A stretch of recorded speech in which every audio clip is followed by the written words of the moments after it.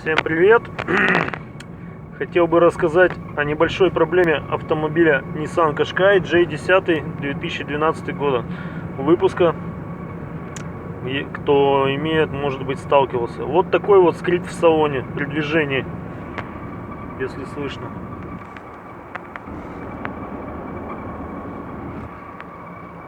Сейчас попробую остановиться. Скрип не должен пропасть. Он будет продолжаться. Противный скрип. Я надеюсь, что слышно.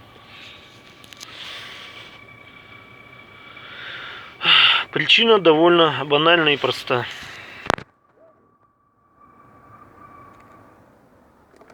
Убираем до второй скорости, скрип пропадает. То есть это скрипит моторчик печки. На определенных оборотах,